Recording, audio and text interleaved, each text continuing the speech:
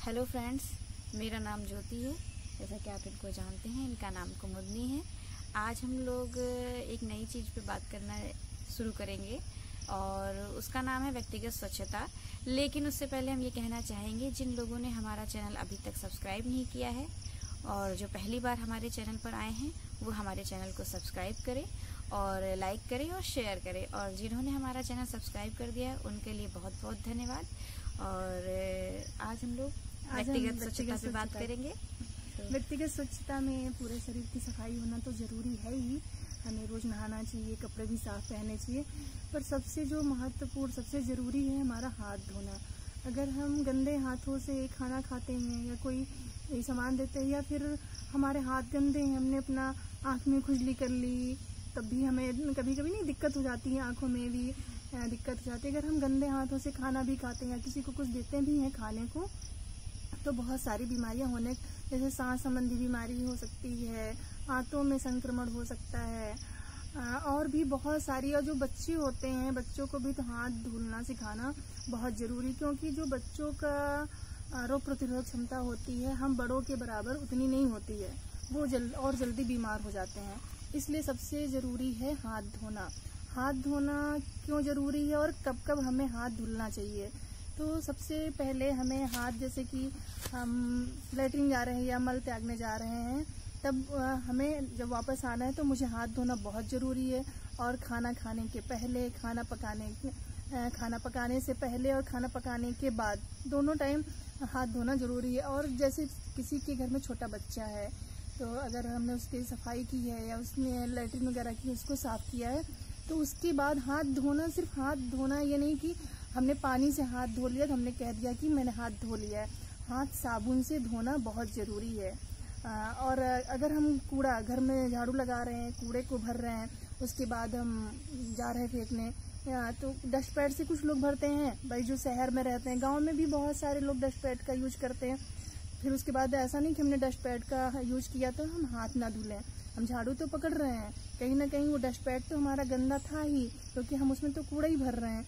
उसके बाद भी अगर हम घर की सफाई करने के बाद कूड़ा फेंकने जा रहे हैं, उसके बाद भी हम अच्छे से हाथों को धुलें। और जिसके घर में जानवर हैं, गांव में जानवर भी रहते हैं, शहर में भी जिसके यहाँ ज़्यादा जगह रहती है, पर गांव में सबके यहाँ लगभग रहते हैं। तो अगर हम जानवरों के वहाँ पे साफ सफाई कर रहे हैं या जानवरों को चारा कर रहे हैं, जो भी चीज़ें कर रहे हैं, तो हम सब कुछ, ये जितनी भी चीज़ें बताएं, उसके पहले क्या करना है, साबुन से हाथ धोना जरूरी है। अब साबुन से हाथ कैसे धोना है, कितनी देर धोना है, ये ज्योति आपको बताएंगे। इससे पहले हम ये बताना चाहेंगे कि जैसे अभी कुमुद ने बताया कि बच्चों के, जब छोटे बच्चे होते हैं और उनकी माएँ उनको शौच बच्चे करते हैं, उसके बाद धुलती हैं, तो अभी कभी कभी ऐसा होता है जब हम लोग गाँव में जाते हैं तो देखते हैं वो साफ़ किया और उन्होंने पानी से ही हाथ धुल लिया। फिर उनसे बात करते हैं तो वो कहते हैं कि बच्चे अभी खाना नहीं खाते हैं तो उसमें कोई गंदगी नहीं है। ऐसा बिल्कुल भी नहीं है। जब शौच कोई भी करे, चाहे वो छोटा हो चाहे वो बड़ा हो, सबके शौच में कीटाणु हैं, उसको साफ करना बहुत ज़रूरी होता है। और साथ ही साथ हम ये कहेंगे, अभी कुमुद ने ये बताया कि जब आप खाना खा रहे हैं या खाना बनाने चल रहे हैं, तब ज़रूर साबुन से हाथ धुलना चाहिए। वो प्रक्रिया इसलिए हम लोग को करनी चाहिए क्योंकि हम कहीं भी बैठे होते हैं, जैसे अभी कहीं पे भी बैठे हैं, हाथ लगाया ज़मीन में, ज़मीन हमेशा स्वच्छ नहीं होती। हम लोग 2 बार पोछा लगा रहे हैं, शहरों में 3 बार लगा रहे हैं, जैसा जिसकी वो हो। और गांव में हम लोग लीपते हैं, सब कुछ करते हैं, लेकिन क्या हमेशा हमारा ज़मीन या जिस भी जगह पे बैठे वो स्वच्छ होती है? नहीं होती। तो उसको क्या करना है, हम कहीं पे भी बैठ रहे हैं, कहीं पे भी कुछ भी कर रहे हैं, तो इसीलिए बहुत ज़रूरी है कि हम साबुन से हाथ धुलें। क्योंकि हमें जो अपना भोजन बनाना है या जो भी काम करना है खाने से संबंधित, उसको अगर हम लोग साबुन से हाथ धुल के नहीं करेंगे तो क्या होगा, कीटाणु, जो संक्रमण है हमारे शरीर में जाएगा। और जो व्यक्तिगत स्वच्छता, अभी कुमुद ने कहा ना कि हाथ से ही शुरू होता है, तो आंत की बीमारियां और सब कुछ, तो क्या होगा, अगर हम हाथ नहीं धुलेंगे तो जो खाना बनाया उसमें अपने आप संक्रमण हो गया, और वो हमने भोजन किया बिना हाथ धुले, तो क्या हुआ, उसमें संक्रमण हो गया, और वो कहाँ गया, हमारे पेट में। अभी कुमुद ने बताया कि जैसे आंत की प्रॉब्लम, आंत की परेशानियां होती खाना खाने से। जब हम संक्रमण भोजन ही करेंगे तो क्या होगा, हमारी आंत में समस्याएं अपने आप खुद ब खुद आ ही जाएंगी। तो हमें क्या होगा, अगर हम ये छोटी सी चीज कर लेते हैं, छोटी सी ही चीज़ अगर हम हाथ धुल लेते हैं और हाथ धुल के सारी प्रक्रिया करते हैं, डंडीदार लोटे का प्रयोग करते हैं पानी निकालने के लिए। बहुत से लोगों के यहाँ मटका होता है, फ्रिज, शहरों में तो फ्रिज है, ऑब्वियस सी बात है, और बोतलें हैं, लेकिन गांव में तो आज भी लोग बाल्टी में ही पानी पीते हैं और ढक के रखते हैं। तो ऐसे गिलास में लिया और डुबो दिया तो क्या हुआ, हमने हाथ नहीं धुला था और संक्रमण हमारे हाथों से पानी के माध्यम से पेट में चला गया और हमें संक्रमण वाली बीमारियां आ गई। तो अब यहाँ पे क्या हुआ, हमें अगर हम डंडीदार लोटे का प्रयोग करेंगे तो हमारे हाथ में जो संक्रमण था वो हमारे पेट में नहीं जा पाएगा और हमें पेट की बीमारी और अन्य बीमारी नहीं होगी। और जब ये सब बीमारियां नहीं होंगी तो हम डॉक्टर के पास नहीं जाएंगे, और डॉक्टर के पास नहीं जाएंगे तो क्या होगा, पैसे बचेंगे हमारे, और पैसे वो हमारे किस काम आएंगे कुमुद?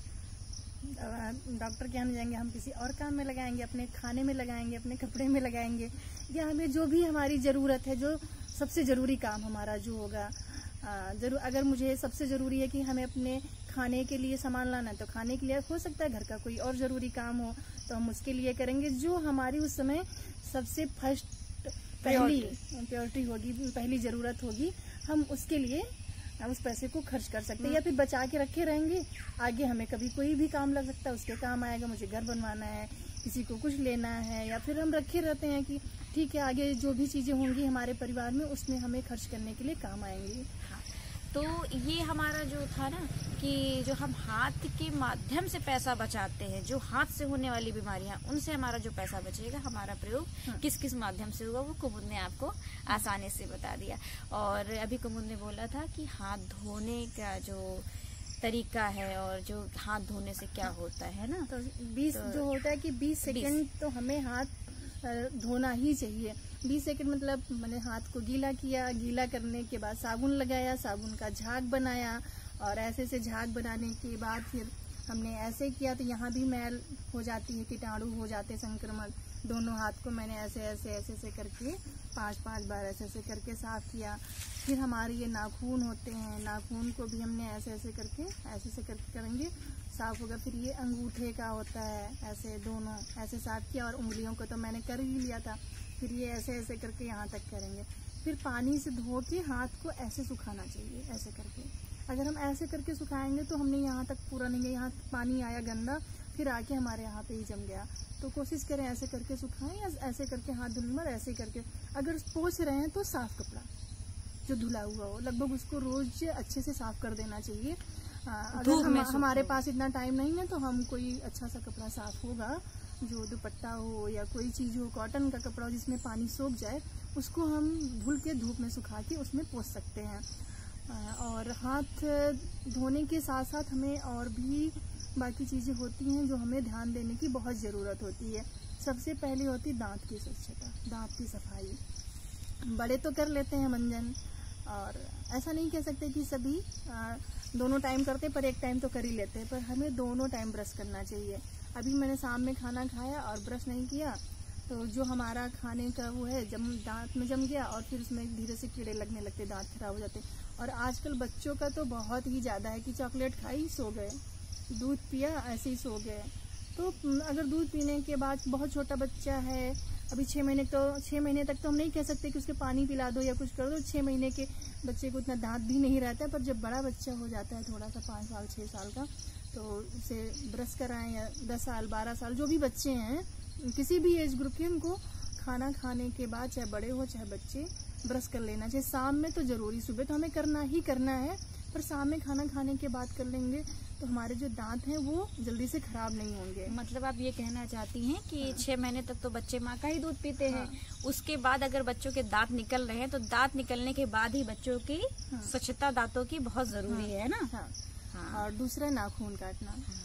पहले हम लोग स्कूलों में भी ना सुबह नाखून चेक किया जाता है। नाखून इसलिए नहीं कि आपका नाखून लंबा, नाखून से है जो गंदगी, हमारा नाखून बड़ा है, हमने कोई भी काम किया तो उसमें गंदगी भर जाती है, तो हमें नाखून भी साफ काटना बहुत जरूरी है। मतलब सप्ताह में एक बार जरूर काटें। नाखून काटने हैं तो गंदगी रहती है ना, तो हाथों में ऐसे ही देखिए हमारे नाखून साफ है, कुमुद के भी नाखून साफ है, हम लोगों ने। और साथ ही साथ हम आज ये कहना चाहेंगे कि आज हम लोग इतनी ही बात करते हैं, आगे की जानकारी हम और आपको देंगे। और किसी नए टॉपिक पे।